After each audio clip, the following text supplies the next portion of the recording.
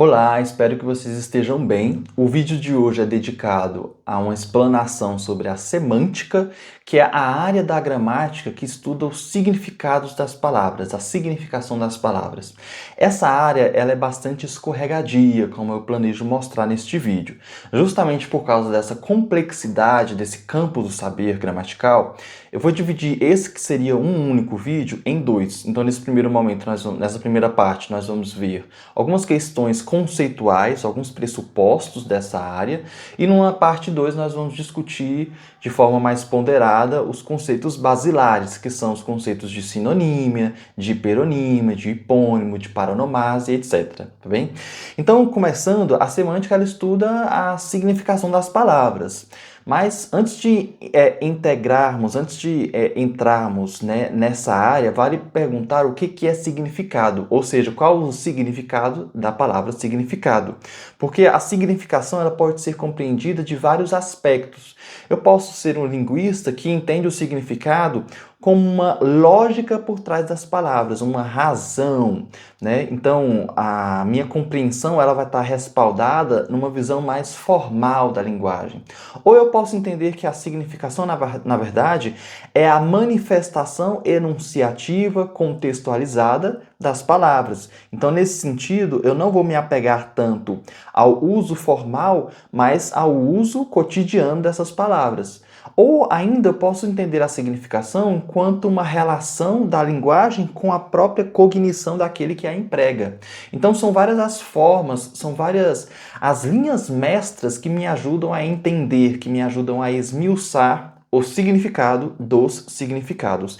E é justamente por isso que a semântica ela tem vários ramos de estudo. Nós podemos entender a semântica num termo só, que é o estudo das significações, né, dos significados. Mas quando nós vamos aplicá-la e quando nós vamos aprofundar os nossos estudos nesse campo da gramática, a gente percebe que existem linguistas, que existem gramáticos que se apegam a eixos críticos diversos, né? E antes de esmiuçar cada um desses eixos, só queria dizer também que a significação ela é volúvel, né? As palavras se transformam. Nós temos palavras que a cada dia, a cada novo uso, tendo em vista variações diatópicas, variações diastráticas, variações diacrônica, elas têm o seu significado transformado. Por exemplo, a palavra espraiar. A palavra espraiar, em sua acepção original, ela dizia respeito a espraiar, né, seria estender sobre a praia, né? Isso que era espraiar. Mas hoje eu uso espraiar no sentido de estender sobre qualquer território, sobre qualquer localidade. Então nós temos uma ampliação desse significado. Ou, por exemplo, a palavra embarcar. Embarcar originalmente dizia respeito a entrar num barco, né? Hoje eu posso utilizar embarcar no sentido de entrar em qualquer condução, em qualquer, né, automóvel que me permita fazer uma viagem. Então eu estou embarcando num avião, por exemplo. Então as palavras elas têm seus sentidos originários, mas esses sentidos todos eles são transformados conforme nós as aplicamos, tá? Isso é importante porque existe uma proposição muito importante nos estudos da semântica que é dizer que ao se estudar o significado das palavras, eu não estou preocupado em entender como que a linguagem representa as coisas no mundo. Quer dizer, quando eu estudo a palavra livro, eu não estou preocupado, ou não deveria estar preocupado, com o objeto livro situado no mundo, mas com o sentido que esse objeto gera discursivamente. Isso é muito importante, porque, inclusive, eu vou contar uma história muito interessante que aparece no artigo acadêmico, eu vou botar esse artigo listado no vídeo, que dizia o seguinte: certo professor de língua portuguesa, conversando com sua turma sobre o significado, sobre os signos linguísticos, sobre o que é significante e o que é significado, vai fazer a seguinte dinâmica. Ele vai escrever a palavra nariz no quadro e vai apontar para a palavra nariz e vai dizer que aquilo lá é o significante. E ele vai dizer que o significado é o próprio nariz dele. Então ele aponta para a palavra que está escrito no quadro vai dizer isso é o significante. E isto daqui é o significado. E este é um erro muito comum. Por quê? O significante não é exatamente a palavra registrada pela escrita. O significante é a palavra mentalizada, é a palavra, digamos assim, é a sua representação acústica que eu mentalizo. Então eu posso pensar na palavra nariz sem precisar registrá-la ou mesmo pronunciá-la, porque ela é a representação acústica, fonética que eu estou mentalizando. E o significado não é o nariz em si. O significado é o sentido que eu entendo, que eu capto daquela palavra. Um outro exemplo muito interessante. Dois cientistas estavam analisando, observando a Lua. A Lua, o objeto Lua, esse objeto tem relação com a palavra Lua, claro, mas não é o seu significado. A palavra lua tem como significado a percepção que eu tenho da lua. Então, se esses dois cientistas estão, por meio de um telescópio, observando a lua, a visão dentro do telescópio que é o significado da lua, e não a lua em si. Porque a linguagem, ela não é uma representação das coisas situadas no mundo, do referente coisa concretizado no mundo. A linguagem, ela é em si, embora ela não seja um fenômeno em si mesmado, embora ela não seja um fenômeno fechado em si própria, mas ela carrega por si só uma verdade. Ou seja, a linguagem não é uma representação do mundo. A linguagem é ela em si uma coisa no mundo que traz uma verdade. Então, quando eu uso palavras, léxicos como uma forma de tentar evocar coisas que existem no mundo, com isso, pela materialidade discursiva da linguagem, eu reformulo outras verdades desses objetos.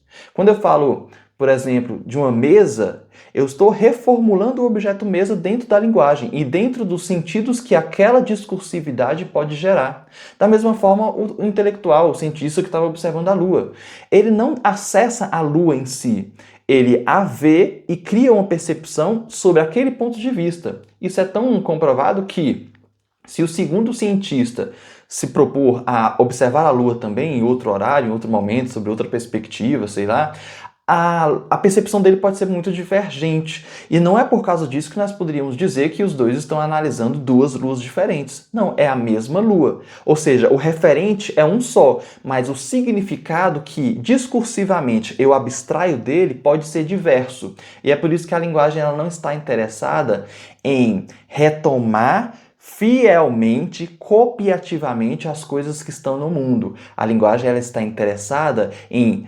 materializar uma verdade que acontece por meio dela própria e que ela própria monta, ela própria configura. A verdade em si, ela é uma verdade que está no mundo. A linguagem ela é uma verdade que está no mundo, tá? E aí, justamente por isso, por exemplo, eu vou trazer aqui alguns exemplos polêmicos, né?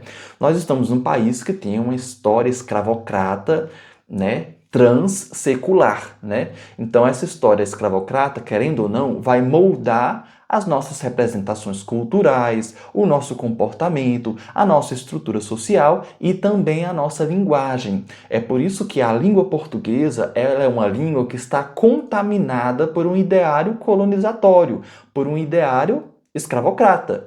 Mas não significa que eu que uso língua portuguesa seja racista por causa disso.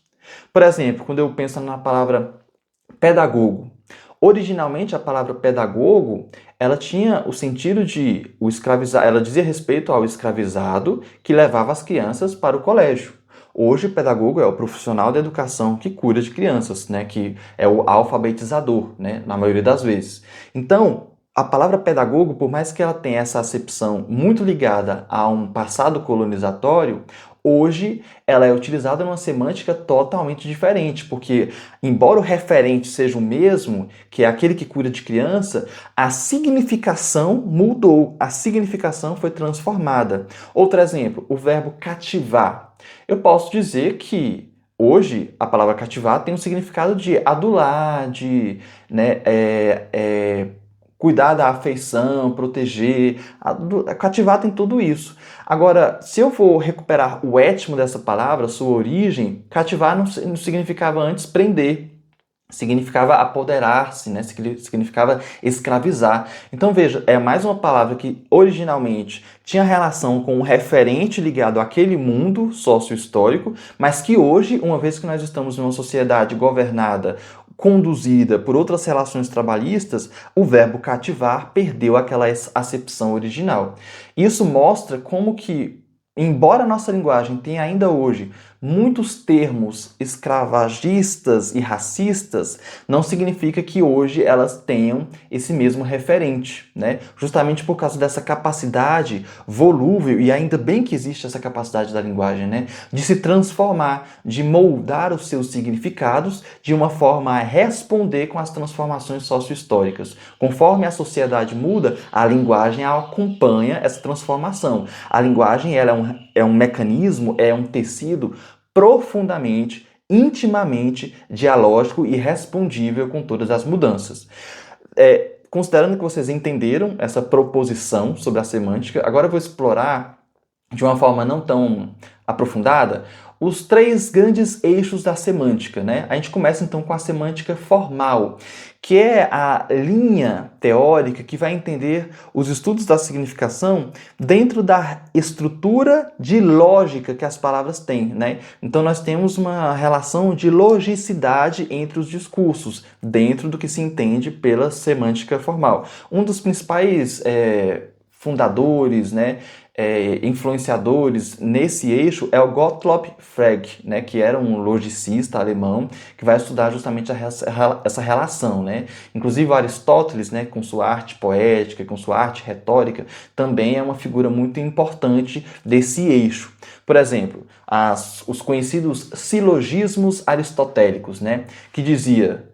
Nós tínhamos o silogismo, gente, é uma construção de lógica que se pauta em 3 afirmações, né? Por exemplo, eu posso dizer: todo homem é mortal. João é um homem. Logo, João é mortal. Veja, esse aqui é uma construção discursiva, uma construção textual que carrega uma lógica firme, uma lógica precisa e irrefutável. A semântica formal, ela foca justamente nessas relações estruturais e lógicas que fazem com que a linguagem seja entendida como um fenômeno que independe de certas significações, que independe de certos elementos extralinguísticos. Justamente porque quando eu digo que todo homem é mortal, João é um homem, logo João é mortal, eu não estou interessado mais em questionar, por exemplo, o que é um homem, ou o que é ser mortal. Independe, as significações por trás disso, ou seja, as possibilidades de se reformular, né, essa lógica, elas são totalmente descartadas pela semântica formal. A semântica formal está interessada, ela está perseguindo de forma desesperada uma única missão, que é entender a relação direta da linguagem com a coisa no mundo. Para ela, a verdade está no mundo e a linguagem seria um instrumento que me permitiria perseguir essa verdade. Então, quando eu faço essa construção, eu estou tentando alcançar justamente essa razão, né? Esse ego pensante que está no mundo. E a linguagem, repito, é um instrumento que me permite perseguir. Eu estou indo atrás dessa lógica, eu estou indo atrás dessa verdade que está no mundo. A verdade que está no mundo é uma verdade que deve ser perseguida pela linguagem. É assim que os estudiosos de semântica formal compreendem, tá bom? E aí a gente vai então finalmente para a semântica enunciativa, que aí já promove uma grande quebra, uma grande ruptura com essa compreensão das significações. A semântica enunciativa, ela aloca, ela transporta o eixo de compreensão da linguagem para o seu uso e para o seu emprego contextualizado. Agora, a verdade não está mais no mundo. A verdade está dentro da própria linguagem. A linguagem em si é um fenômeno que traz verdades, ou seja, que traz uma cognoscibilidade sobre o mundo, que me traz uma compreensão e uma série de sentidos sobre o mundo. Então eu não estou mais preocupado em fazer com que a linguagem tente o tempo inteiro se respaldar no referente coisa que está no mundo, porque a linguagem em si é uma coisa que habita o mundo e que traz uma verdade sobre ele, né? E aí a questão do enunciado é justamente uma tentativa de entender como que o contexto, o falante, os ouvintes, o tempo e o espaço vão interferir nos significados das palavras, né? A situação enunciativa, ela tem um valor determinante sobre aquele significado. Ao contrário da semântica formal, aqui a semântica enunciativa, ela valoriza todos os elementos que são também extralinguísticos, embora é importante a gente ter entendido que a linguagem enunciativa, ela própria tem uma percepção, ela traz um sentido que está dentro só dela. É um sentido que a gente acolhe, que a gente alcança apenas por meio dela. E por isso nós não conseguimos transpô-la. Eu não consigo sair da linguagem para entender o mundo. Porque a linguagem em si, ela é uma compreensão sobre o mundo, né? E nesse sentido, o linguista francês Émile Benveniste, né, é um dos principais estudiosos, né, justamente por causa dessa aproximação também da semântica enunciativa com a pragmática, que vão, ambas as áreas, reconhecer que não existe discurso, não existe manifestação discursiva desconectada de um contexto. Todas as manifestações, todos os textos estão profundamente ligados a um contexto no qual ela é dita, né? Só para entendermos bem esse exemplo, fiquemos com duas sentenças. A primeira sentença é: João comeu pouco. A segunda sentença é: João comeu um pouco. Veja, se fizermos uma análise baseada na semântica formal, nós vamos dizer que essas duas sentenças são sinonímicas, quer dizer, elas me trazem uma identidade de significado, elas trazem a mesma informação. Isso porque a semântica formal, ela é incapaz de entender certos fenômenos gradativos, escalares, ela é incapaz de perceber certos fenômenos que fogem um pouco daquela informalidade, daquela informacionalidade que era tão cara aos estudiosos da semântica formal. A semântica enunciativa, ela amplia esse leque e é por isso que intuitivamente, tendo como suporte a semântica enunciativa, a gente percebe que essas duas sentenças, elas não têm o mesmo significado. Pensemos na seguinte situação. Robson é o pai do João e Robson disse para o João que ele só iria brincar no parque se ele comesse, se ele almoçasse. Essa era uma condição. Horas depois, Robson pergunta para a mãe de João, Maria: João comeu? Maria pode dar duas respostas, que parecem no primeiro momento que são sinonímicas, que são iguais, mas podem ou ser favoráveis ou desfavoráveis para o João. Vejamos, as respostas são essas. Ela pode dizer que João comeu pouco, ou ela pode dizer que João comeu um pouco. Se ela diz João comeu pouco, provavelmente o João não vai para o parquinho, porque João comeu pouco é quase como se ele não tivesse comido nada. Então João comeu pouco. Olha, não te obedeceu, digamos assim. Agora, se a mãe responde, se Maria responde, João comeu um pouco, já é uma construção que, gente, todas as construções linguísticas são tendenciosas, né? Então, no momento em que eu coloco esse artigo indefinido aí, eu, de forma tendenciosa, torno a resposta mais favorável ao João. Porque agora o que eu estou dizendo? Eu não estou dizendo que ele quase não comeu. Agora eu estou dizendo que, olha, ele comeu pouco, mas ele comeu. Então, o João comeu um pouco, né? Ou seja, provavelmente ele vai para o parquinho se ela der essa resposta. E justamente essas sutilezas da linguagem, né, que são muito do nível pragmático, do nível enunciativo, justamente porque tentam manipular, tentam argumentar, tentam reforçar certa percepção, é uma coisa muito cara para a semântica enunciativa. A semântica enunciativa, por isso mesmo, ela não é uma semântica que reconhece a linguagem como um instrumento de transposição de informações. Para esse eixo crítico, eu não estou aqui passando informações para vocês. Eu estou aqui tentando trazer vocês para as minhas verdades definidas discursivamente. Portanto, a linguagem ela é um grande instrumento de argumentação e não de troca de informações. Nós estamos sempre tentando argumentar, sempre tentando defender, sempre tentando se posicionar perante o outro, sempre estamos tentando, digamos assim, colonizar o pensamento uns dos outros. Então a semântica enunciativa ela reconhece esse desejo retórico, argumentativo e dissertativo da linguagem. E aí, por fim, nós temos a semântica cognitiva. A semântica cognitiva ela se alia à semântica enunciativa em vários aspectos. Por exemplo, ela reconhece que a linguagem ela tem uma verdade dentro de si. Ela não está interessada em reproduzir copiativamente uma verdade que estaria habituada que estaria presente no mundo. Não. Mas ela se afasta da semântica enunciativa porque a semântica cognitiva entende que a verdade ela não é também um fenômeno puramente linguístico. Ou seja, as percepções várias que eu posso ter do mundo não são percepções construídas apenas dentro do mecanismo da linguagem.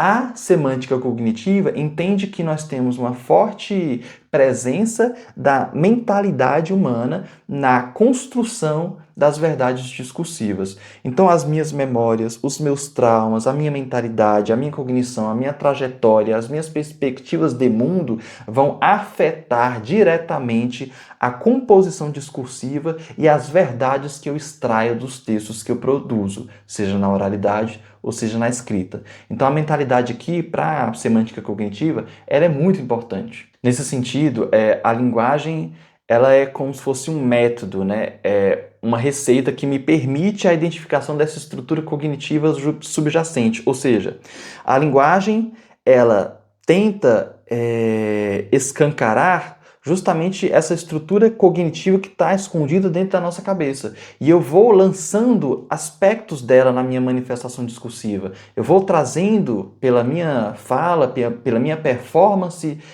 linguística, aspectos que me permitem, digamos assim, identificar essa estrutura cognitiva, essa estrutura mental, né?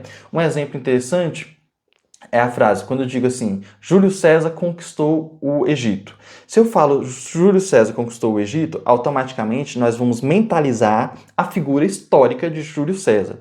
Agora, quando eu digo, na peça de Shakespeare, Júlio César conquistou o Egito, eu reformulo esse mapa mental para alocar a figura de Júlio César agora não a um contexto histórico, mas uma situação ficcional, a dramaturgia shakespeariana. Então, são várias as situações em que a linguagem nos fazem repensar e mentalizar de forma diferente aquilo que está sendo exposto, aquilo que está sendo proferido, né?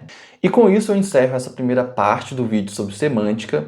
Semana que vem, então, a gente vai lançar a parte 2, dedicada aos conceitos basilares da semântica, que são sinonímia, paronímia, antonomásia, hiperônimo e hipônimo. E também vou falar um pouco sobre a ambiguidade, tá bom? E eu também queria, só para desfecho desse vídeo, dizer que, além dessas várias estruturas, desses vários tipos de semântica, nós também temos uma diferença com relação à semântica lexical e à semântica frasal. Mas eu vou explicar essa diferença também no início do próximo vídeo. Muito obrigado pela atenção e até semana que vem.